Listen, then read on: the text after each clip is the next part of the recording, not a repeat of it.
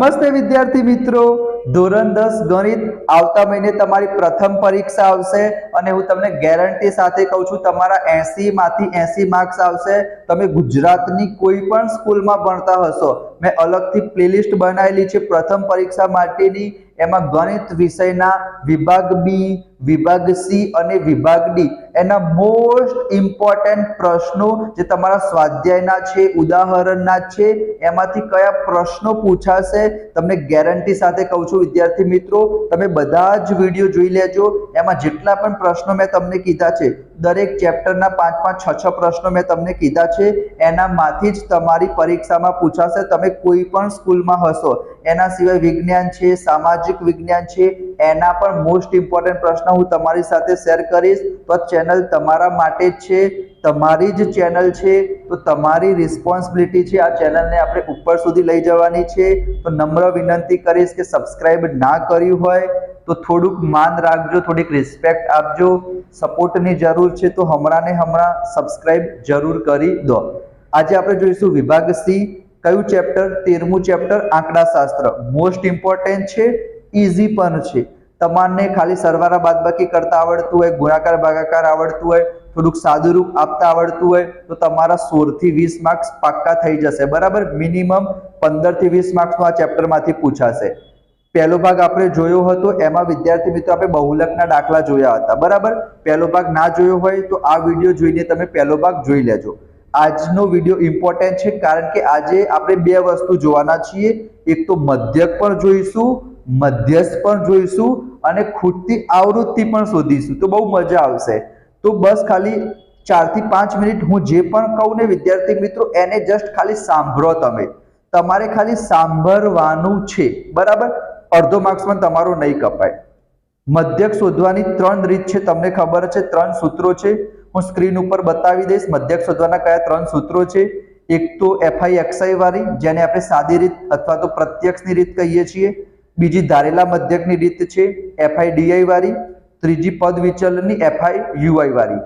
તો આપણે 95-99% પદ વિચલનની રીતનો ઉપયોગ કરીશું, બરાબર, જ્યારે વર્ગ સરખો હોય ત્યારે।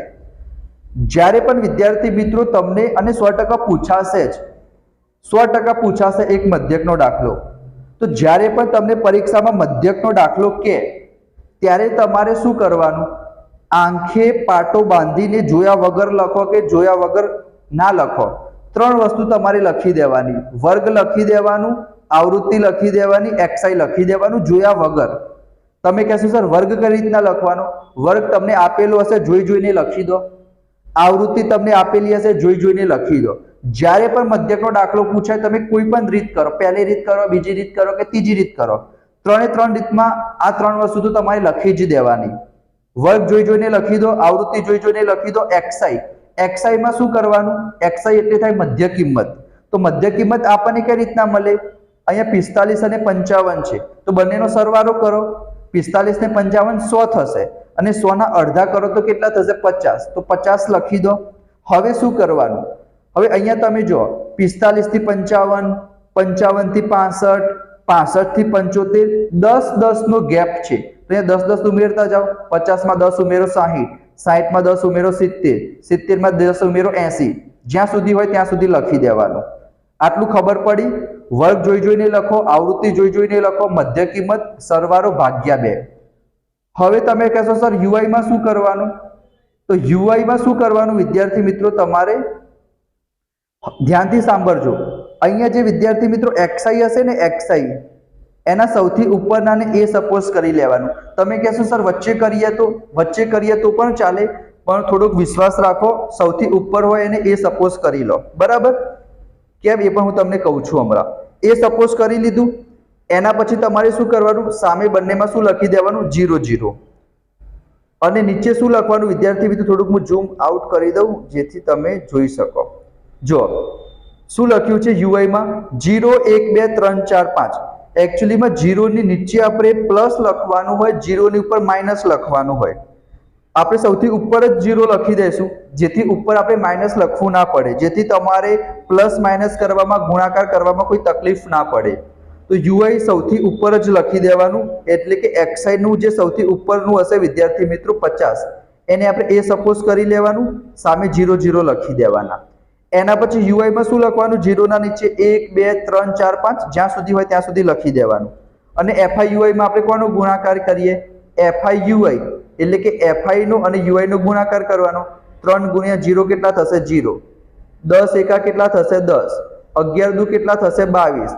8 તરી કેટલા થશે? 24. 3 ચોક કેટલા થશે? 12. એ તો આપણને ખબર જ છે. એના પછી શું કરવાનું? જે બીજા નંબરની આવૃત્તિનો સરવાળો કરવાનો અને છેલ્લા નંબરનું એફઆઈયુઆઈ નો સરવાળો કરવાનો. આ કઈ રીત છે વિદ્યાર્થી મિત્રો? પદ વિચલનની રીત. સૂત્ર તમને ખબર જ હશે. અહીંયા તમે સૂત્ર જોઈ શકો છો. પદ વિચલનની રીતનું સૂત્ર શું થશે? x બાર બરાબર a plus sigma f i u i upon sigma f i into h. એ આપણે 50 સપોઝ કર્યો તો sigma f i u i sigma f i h બધાની કિંમત મૂકી દીધી. અહીંયા 10 ગુણ્યા 68 કરશો તો 680 થશે, ભાગ્યા 35 કરશો તો 19.428 આવશે. બંનેનો સરવાળો કરશો 69.43% આવશે. તો આ થઈ ગયો વિદ્યાર્થી મિત્રો તમારો આન્સર. મધ્યક શોધી દીધું. ખબર પડી વિદ્યાર્થી મિત્રો? ચલો એના પછી 9મો દાખલો શું છે ખબર છે? આ પણ ચોપડીનો જ દાખલો છે. એમાં તમારે એક ખૂટતી આવૃત્તિ આપેલી છે. તો પણ વિદ્યાર્થી મિત્રો આપણે શું કરીશું? મેં તમને કીધું એવું જ કરવાનું. અહીંયા તમે જોઈ શકો છો. વર્ગ જોઈ જોઈને લખી દો, આવૃત્તિ જોઈ જોઈને લખી દો. એક્સઆઈ એટલે મધ્ય કિંમત મેં તમને શું કીધું તું? મેં ફરીથી એક વખત હું તમને બતાવું. 11 ને 13 કેટલા થાય? 14 થાય. 14 ના અડધા કેટલા થશે? 12 થશે. એ તો તમને ખબર પડે. અહીંયા બધામાં 2 2 નો ગેપ છે તો 2 2 ઉમેરતા જઈશું. એક્સઆઈ માં સૌથી ઉપરના ને એ ધારી લઈશું, સામે 0 0 લખી દઈશું. યુઆઈ માં 1 2 3 4 5 લખી દેવાનું.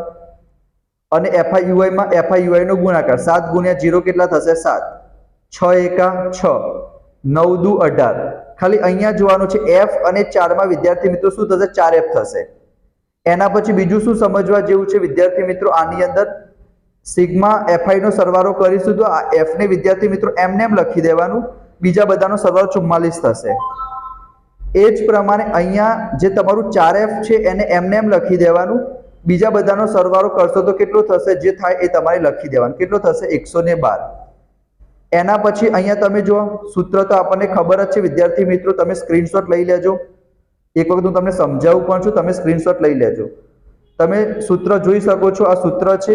એમાં એની પછી મેં શું કરી દીધી? કિંમત મૂકી દીધી. કિંમત મૂક્યા પછી આ 12 જમણી બાજુથી ડાબી બાજુ આવી ગયા તો -12 થઈ ગયા. 18 માંથી 12 જશે તો 6 આવશે. આ બે ગુણાકારમાંથી નીચે જતા રહ્યા. 2 તરી 6 થશે. એના પછી અહીંયા આપણે શું કર્યું છે વિદ્યાર્થી મિત્રો? ચોકડી ગુણાકાર કર્યો. બરાબર? અહીંયા હું તમને બતાવું. આ 3 એ 44 પ્લસ f ના જોડે જતા રહેશે. અહીંયા કઈ ના હોય તો 1 કહેવાય. 1 ને આપણે 4f પ્લસ 112 સાથે લઈ જવાનું, એટલે કે ક્રોસ મલ્ટિપ્લિકેશન કરવાનું, ચોકડી ગુણાકાર. એના પછી અહીંયા તમે જોઈ શકો છો આ 3 ને અંદર આપી દઈશું. આ 4f પ્લસ 112 એમ ના એમ. આ 3f ને આ બાજુ લઈ જઈએ તો 4f માંથી 3f જશે તો કેટલા આવશે? f આવશે. અને આ 112 ને આ બાજુ આપી દઈશું તો માઇનસ થઈ જશે. તો f બરાબર કેટલા મળશે? 20 મળશે. એક વખત હું તમને ઝૂમ આઉટ કરીને બતાવી દઉં જેથી તમે સ્ક્રીનશોટ વિદ્યાર્થી મિત્રો લઈ શકો. આ સાદું રૂપ છે. જ્યારે એક ખૂટતી આવૃત્તિ વાળું પૂછાય તો તમારે કોપી ટુ કોપી આ પ્રમાણે કરવાનું. અને આ તમારો મધ્યક શોધવાનો દાખલો, ખૂટતી આવૃત્તિ વાળો, એક ખૂટતી આવૃત્તિ વાળો, અને આ તમારો નોર્મલ મધ્યક શોધવાનો દાખલો. 2 ખૂટતી આવૃત્તિ વાળા તમારા વિભાગ ડી માં પૂછાશે તો 2 ખૂટતી આવૃત્તિ વાળા પણ હું તમને શીખવાડીશ. મધ્ય શું આ ભાગમાં જ શીખવાડવાનો હતો, પણ વિડીયો બહુ લાંબો થઈ જશે તો આપણે ત્રીજો ભાગ બનાવીશું. એમાં હું તમને શીખવાડીશ કે એક મધ્ય શોધતા શીખવાડીશ અને તમને એક ખૂટતી આવૃત્તિ વાળો શીખવાડીશ મધ્યસનો ત્રીજા ભાગમાં. તો તમારે શું કરવાનું છે? તમારી ચેનલ છે તો વિદ્યાર્થી મિત્રો વિડીયોને લાઈક કરજો, ચેનલને સબસ્ક્રાઇબ કરજો, દોસ્તો સાથે શેર કરજો. મળીશું નેક્સ્ટ વિડીયોમાં. ત્યાં સુધી જય Shri Krishna, Radhe Krishna. Thank you so much. જય હિન્દ, જય Bharat. Thank you so much.